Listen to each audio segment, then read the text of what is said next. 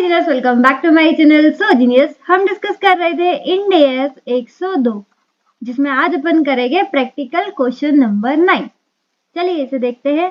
Q&A limited had on 1st April 2011 granted 1000 share option each to 2000 employees. Number of employees सीधा सीधा given है कि 2000 हमारे employees है जिनको हमने 1000 ऑप्शन दिए हैं।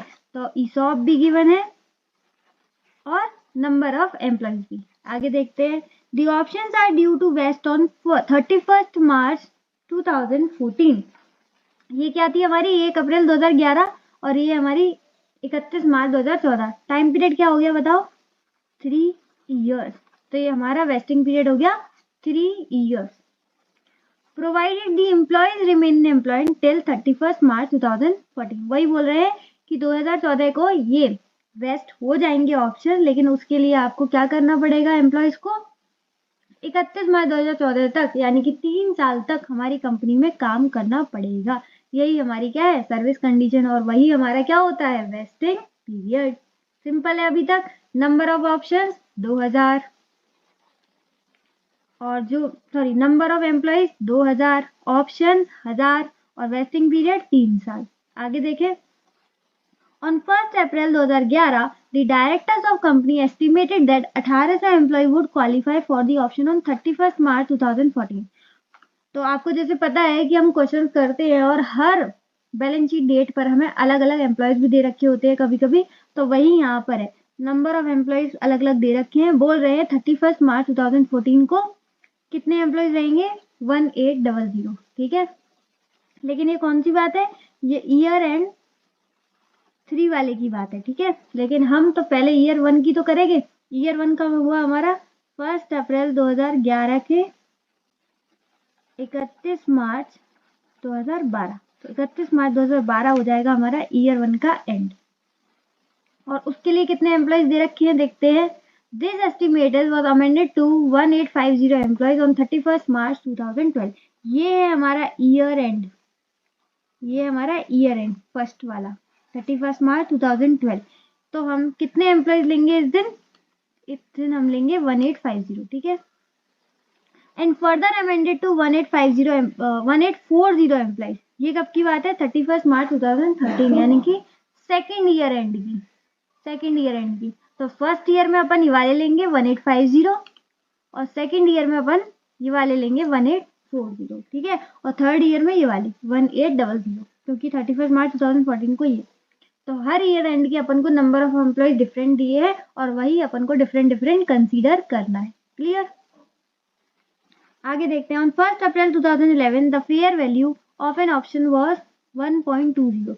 1 अप्रैल 2011 यानी कि ये बात हो गई हमारी ग्रांड डेट की। और आपको पता है ESOP में जो फेयर वैल्यू लेते हैं वो हम हर साल कौन सी वाली लेते हैं? ग्रांड डेट वाली। ठीक है, सार में अलग अलग लेते हैं, लेकिन ESOP के केस में कौन सी लेते हैं? ग्रांड डेट वाली। यानी कि हमेशा आप क्या लोगे? 1.20। आगे देखो। The fair value increase to 1.30 as on 31 March 2012। अब यहाँ पे देखो, आपको कंफ्यूजन के लिए 31 मार्च 2012 यानी कि ईयर एंड की फेयर वैल्यू दे रखी है, जबकि ESOP के केस में हम ईयर एंड वाली नहीं लेते। कौन सी लेते हैं? ग्रांड डेट वाली। तो हम कौन सी लेंगे? 1.20। आगे देखो। But due to challenging business conditions the fair value decline thereafter. बोल रहे हैं आगे जाके हमारी जो फेयर वैल्यू है कम हो गई है। इन सितंबर 2012 कब की बात हो रही है? टोटल 3 साल है, जिसमें अभी तक 1 साल तो खत्म हो चुका है। 1 साल कौन सा खत्म हो चुका? 1 अप्रैल 2011 से लेके 31 मार्च 2012। और कौन सा साल का और कितना टाइम खत्म हो गया? 1 अप्रैल 2012 से लेके 30 सितंबर 2012, यानी कि 6 महीने, यानी कि 1.5 साल खत्म हो गया। 1.5 साल खत्म हो गया। ठीक है, देखो टोटल वेस्टिंग पीरियड है 3 साल। और ये कहाँ की बात कर रहे हैं? सितंबर 2012। कब की बात कर रहे हैं? सितंबर 2012, यानी कि 1.5 साल की बात कर रहे हैं। ठीक है, 1.5 साल बाद क्या हुआ? When the fair value option was 0.90। Oh God, fair value जो है वो हमारी बहुत नीचे आ चुकी है, 0.90। The director repriced the option and this caused the fair value to increase 1.05। बोल रहे हैं। फिर डायरेक्टर ने इसको रिप्राइसिंग किया और ये कितना हो गया 1.05, क्योंकि फेयर वैल्यू कम हो जाता है तो भाई दिक्कत हो जाएगी एम्प्लॉयज को, इसलिए इन्होंने रिप्राइस करके इसको बढ़ा दिया। तो पहले कितना था 0.90, अब कितना हो गया 1.505, 1.05 में से 0.90 यानी कि 0.15 से बढ़ा दिया, 0.15 से बढ़ा दिया। तो इसका मतलब ये हमारा और खर्चा हो गया, एक्स्ट्रा खर्चा। समझ में आ रहा है क्यों हो गया एक्स्ट्रा खर्चा? क्योंकि फेयर वैल्यू था 0.90 लेकिन हमने उसको रिप्राइसिंग करके 1.05 कर दिया, यानी कि 0.15 से हमने फेयर वैल्यू को बढ़ा दिया। आगे देखते हैं। अरे अरे अरे इतना भी आगे नहीं, एक सेकंड रुकना बस, अभी पहुंच जाते हैं आगे की। कोई ये रहा, condition improved in the second half the year of the year and by 31st March 2013 the fair value of an option was 1.25। और फिर कंडीशन हमारी ठीक हो गई और आगे वो सही हो गया। क्यूए लिमिटेड ने क्या डिसाइड किया दैट द एडिशनल कॉस्ट, ये मैंने आपको बताया था ना जो एडिशनल खर्चा है 0.15 का, ये एडिशनल कॉस्ट का क्या करना है ये हमको बता रहे हैं। Due to repricing of the option on 30 सितंबर 2012 को जो हुआ था रिप्राइसिंग वगैरह, और जिसकी वजह से ये जो एक्स्ट्रा खर्चा हुआ था इसका आपको क्या करना है, should be spread over the remaining vesting period. जो आपका बाकी का रिमेनिंग वेस्टिंग पीरियड है उसमें आपको क्या करना है, वेस्ट करना है। अब मुझे ये बताओ 1.5 साल तो हमारा खत्म हो चुका, पहला साल पूरा कंप्लीट हो गया, उसके बाद 6 महीने अप्रैल मई जून जुलाई अगस्त सितंबर से यहाँ तक कंप्लीट हो गया। अब 3 साल टोटल थे, उसमें से 1.5 साल खत्म हो गया, तो अब कितना बचा 1.5 साल, ऑब्वियस सी बात है। और यहाँ पर उन्होंने लिख भी दिया 30 सितंबर 2012 से 31 मार्च 2012, यानी कि कितना 1.5 साल। खुद बता रहे हैं भाई, अगर नहीं बताएं तो आप खुद ही देख लेना कि 3 साल में से 1.5 साल कंप्लीट हो गया, तो अब जो रिमेनिंग पीरियड बचा वो 1.5 साल ही है। तो आपका जो एक्स्ट्रा खर्चा है ना 0.515 का, ये आपको 1.5 साल में ही रिकॉग्नाइज करना है। आगे देखो, suggest the suitable accounting treatment for this transaction as on 31 March 2013। अच्छा यहाँ पर एक देखो अलग चीजें नोटिस करने वाली, जो वेस्ट डेट है हमारी, कब होंगे वेस्ट, ऑप्शंस वेस्ट होंगे 31 मार्च 2014 को, यानी कि ईयर एंड 3 को, ईयर एंड 3 को, ठीक है। लेकिन यहाँ पर जो हमसे अकाउंटिंग मांगी है वो सिर्फ और सिर्फ कितनी मांगी है, ईयर एंड 2 की, ईयर एंड तक की, ठीक है, ईयर एंड 2 की, यानी कि ईयर 1 की आपको और ईयर 2 बस यहाँ तक देने हैं, दैट इज 31 मार्च 2013 तक। ये वाली आपको अकाउंटिंग नहीं करनी, क्लियर। तो वेस्ट ही नहीं होंगे तो कोई जनरलिटीज या फिर कुछ करना ही नहीं है आपको कि वेस्ट हो रहा है कि नहीं हो रहा है, आपको बस 31 मार्च 2013 तक का एक्सपेंस रिकॉग्नाइज कर देना है और बात खत्म। समझ गया? देखो दो तरीके की चीजें करनी है। पहला, जैसा आपका एक्सपेंस होता है वो रिकॉग्नाइज करना है, उसके बाद जो आपका एक्स्ट्रा खर्चा है दैट इज 0.15 ये आपको रिकॉग्नाइज करना है, बस इतनी सी बात है। देखो क्वेश्चन समझाने में मुझे बहुत टाइम ले लिया है बट आंसर इसका जल्दी हो जाएगा। तो चलिए फटाफट से कॉपी और पेन निकालते हैं और प्रैक्टिकल क्वेश्चन नंबर 9 को भी आसान बनाते हैं। हाँ जी, तो कॉपी पर लिखिए इंडिया 102 का प्रैक्टिकल क्वेश्चन नंबर 9 का सॉल्यूशन। सॉल्यूशन में क्या करेंगे हम, एक्सपेंस को रिकॉग्नाइज करेंगे। तो लिखिए computation of expense to be recognise each year. तो हर साल का हम एक्सपेंस रिकॉग्नाइज करेंगे और हर साल का मतलब 3 में से सिर्फ 2 साल का, क्योंकि उन्होंने 2 साल का ही मांगा है, ठीक है। और एक्सपेंस हम उसी से रिकॉग्नाइज करेंगे जो हमारा मैजिक फॉर्मूला है, जो हमने हर क्वेश्चन में यूज किया है।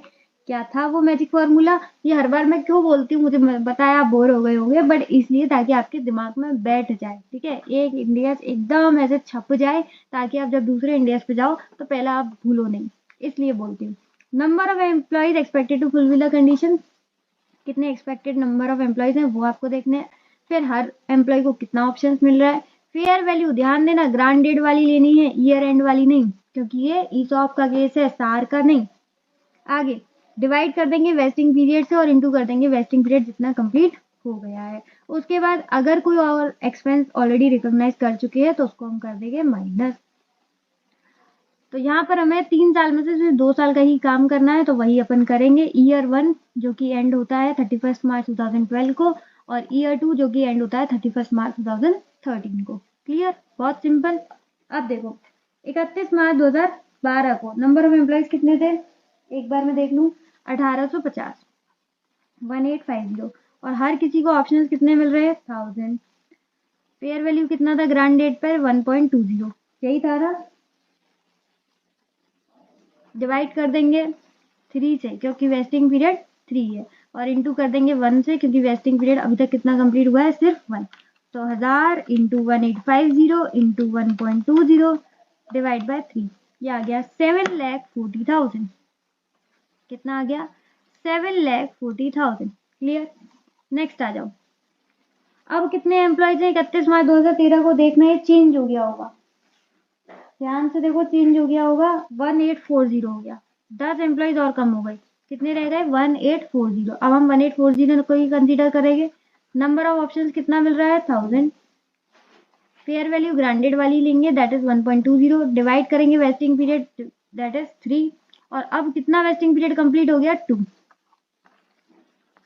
तो कैलकुलेट करो, 1840 into 1000 into 1.20 divide by 3 into 2, 14,72,000। 14,72,000। ठीक है। अब ध्यान रखना, ये कितने सालों का है? ये टोटल 2 सालों का होगा। 2 साल से अपन ने इंटू किया है, तो इसमें से माइनस करेंगे जो ऑलरेडी रिकॉग्नाइज हो चुका है, यानी कि फर्स्ट ईयर का कितना है?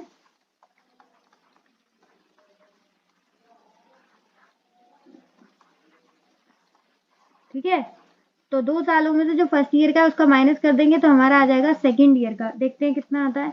7,40,000 माइनस करो, 7,32,000। 7,32,000। तो ये हो गया हमारा खत्म। अरे मैम, इसमें जो हमने एक्स्ट्रा कॉस्ट था उसका तो अभी तक एडजस्टमेंट किया नहीं। करेंगे बेटा, करेंगे, एक सेकेंड रुको, वो भी करेंगे। यहाँ तक समझ में आया? जो अभी तक हम सिंपल अकाउंटिंग करते थे वो यही करते थे कि हर साल का एक्सपेंस हम ऐसे रिकॉग्नाइज करते थे, जो कि आया आपका 740 और 732। ठीक है। अब बात आती है एडिशनल कॉस्ट की। पिंक पेन से लिख लूं। अब बात करते हैं एडिशनल कॉस्ट की। अब इसमें कुछ अलग होगा क्या? बिल्कुल नहीं होगा, इसमें भी वही रहेगा। बस ध्यान दो, जब हम ईयर टू एंड का करेंगे, ईयर टू एंड का, ठीक है, ईयर टू एंड का करेंगे 31 मार्च 2013 का, तो ध्यान रखेंगे कि ये कब से कब तक होगा? सितंबर, 30 सितंबर से लेके 31 मार्च, 30 सितंबर से लेके 31 मार्च। तो ये सिर्फ और सिर्फ रहेगा 6 मंथ। ठीक है। मैम आप तो कह रहे थे 1.5 साल में करेंगे, 1.5 साल में करेंगे, लेकिन 6 मंथ का यहाँ तक करेंगे 31 मार्च 2013, और बाकी का जो 1 साल है वो करेंगे 31 मार्च 2014 को। टोटल हो गए 1.5 मंथ। अब 31 मार्च 2014 को उन्होंने अभी बोला नहीं है, ठीक है, तो नहीं तो हम एक और कर देते 31 मार्च 2014, लेकिन अभी हम सिर्फ एक का ही करेंगे, जो कि है ईयर टू एंड का 31 मार्च 2013। तो 6 मंथ्स का होता है। अच्छा, यहाँ पर कुछ अलग फॉर्मूला लगेगा क्या? नहीं, बिल्कुल सेम फॉर्मूला है। ईयर एंड 2 पर नंबर ऑफ एम्प्लॉयज कितने थे? 1840। सबको ऑप्शंस कितने मिल रहे हैं? 1000। एक्स्ट्रा जो कॉस्ट लगी है वो कितनी लगी है? 0.15 थी शायद, 0.15 अपन ने कैलकुलेट करा था, है ना? हाँ सही है। और नीचे कितना आएगा? 1.5 साल। ठीक है, क्योंकि अपन को ये जो टोटल खर्चा हो रहा है 1840 को 1000 पर, 0.15 का ये जो हमारा एडिशनल खर्चा लग रहा है, ये 1.5 साल में हमें रिकॉग्नाइज करना है, 1.5 साल में। ठीक है, लेकिन अभी तक सिर्फ कितने कंप्लीट हुए हैं? 0.5 ईयर, क्योंकि 6 महीने ही है। तो 1840 इंटू 1000 इंटू 0.15 डिवाइडेड 1.5 इंटू 0.5, 92,000। कितना आ गया? 92,000। समझ में आया? ये एडिशनल कॉस्ट किसका है? हाईलाइट कर दूं इसे, ईयर टू के एंड का। ठीक है, एडिशनल कॉस्ट ईयर टू के एंड का, जो कि हमारा 30 सितंबर से 31 मार्च का, दैट इज 6 महीने। तो यहाँ पर हमने सिर्फ और सिर्फ 6 महीने का ही कैलकुलेट किया है, और वो आया है हमारा 92,000।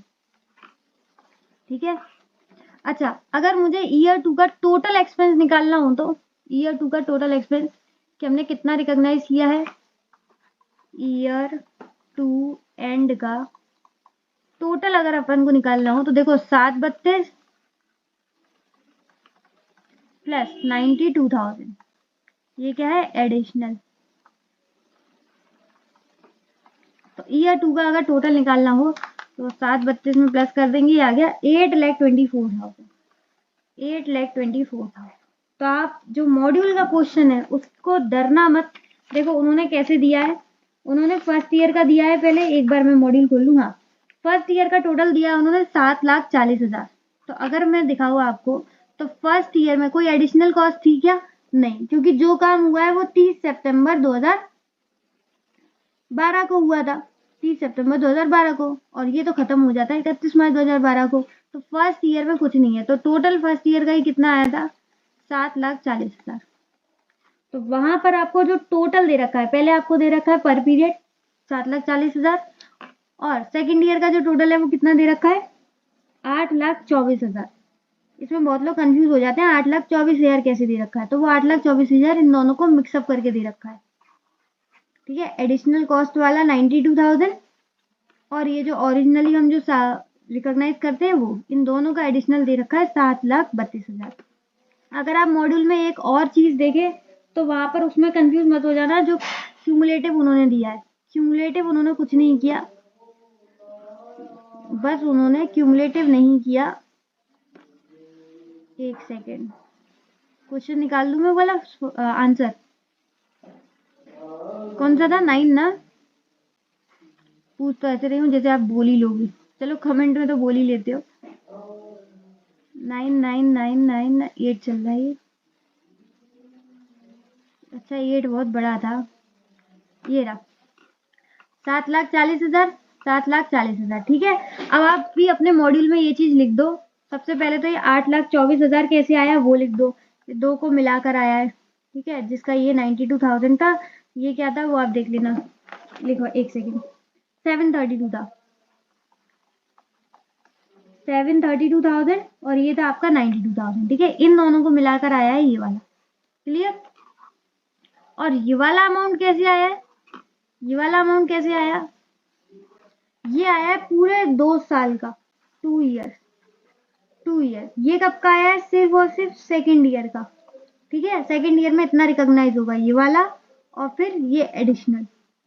और ये किसका दे रहे हैं? 2 ईयर्स का। 2 ईयर्स का मतलब first year plus second year. अब फर्स्ट ईयर में कितना करा है हमने? 740, और इसमें कितना करा है हमने? 824। अब 824 में अगर आप 740 मिलाओगे तो वो आ जाएगा 1564। समझ में आ गया? तो ये क्यूमुलेटिव एक्सपेंस है, क्यूमुलेटिव, ठीक है। क्यूमुलेटिव का मतलब पहले साल का ही मिला दिया। अब यहाँ पर पहले साल का तो कुछ था ही नहीं, इसलिए 7,40,000 आ गया, और यहाँ पर पहले साल का था हमारा 740, तो हमने 840 में मिलाकर ये आ गया 15,64,000, ठीक है। ईयर 3 का बोल रहे हैं, हमने कुछ कैलकुलेशन नहीं किया क्योंकि वो क्वेश्चन में रिक्वायर्ड नहीं थी। यही नोट आप भी डाल सकते हैं अपने एग्जाम में, it was not required in the question, इसलिए हमने कोई कैलकुलेशन नहीं किया। समझ में आ गया आपको? इन्होंने बहुत समरी चार्ट बनाकर कर दिया है, लेकिन आप एग्जाम में इस तरीके से नहीं करना, कंफ्यूज हो जाओगे आप खुद ही करते करते। इसलिए जैसे मैंने आपको बताया कि फर्स्ट ईयर में फॉर्मूला लगाना आपको 7,40,000 आ जाएगा, सेकेंड ईयर में फॉर्मूला लगाना, अरे यार हाईलाइट टाइम पे चलता नहीं, ठीक है, तो पूरा ही कट गया, 7,40,000 आ जाएगा। सेकेंड ईयर का फॉर्मूला लगाना 7,32,000 का आ जाएगा। फिर एडिशनल कॉस्ट पे फिर फॉर्मूला लगाना 92,000 आ जाएगा। फिर इन दोनों को मिलाकर आपको लिख देना है 8,24,000, ठीक है। बाकी ये जरूरत नहीं है, अगर आप करो तो ठीक, नहीं करो तो मत ठीक, क्योंकि अभी तक हम कभी भी क्यूमुलेटिव एक्सपेंस नहीं शो कर रहे हैं, तो ये जरूरी नहीं है। आप इतना कराओगे 740 और 824, यही बहुत है, ठीक है। उम्मीद है आपको क्वेश्चन और क्वेश्चन की प्रेजेंटेशन समझ में आई होगी, इसलिए मैंने कहा थोड़ा सा ये वाला सबसे ज्यादा लोगों को क्वेश्चन 9 टिपिकल लग रहा था, समझ में नहीं आ रहा था, इसलिए मैंने आपको मॉड्यूल के क्वेश्चन से भी दिखा दिया, ठीक है। मैंने कहा कहीं भी कोई दिक्कत नहीं हो, पता चला मैंने सॉल्यूशन करा दिया, उसके बाद आप सोचते रह जाओ कि ये मॉड्यूल ने तो अलग तरीके से कराया, तो मॉड्यूल ने कोई अलग तरीके से नहीं कराया, वही कराया, इसलिए मैंने ये सब कुछ बता दिया कि कैसे आया, ठीक है। तो ये सारी बातों का मुझे कमेंट में फीडबैक जरूर दे देगा, और फटाफट लाइक एंड सब्सक्राइब कर दो चैनल को। और आज के लिए बस इतना ही, इसी के साथ इसी तरीके से खुश रहिए, मुस्कुराते रहिए, मिलते हैं नेक्स्ट वीडियो में, तब तक के लिए bye bye, be happy always.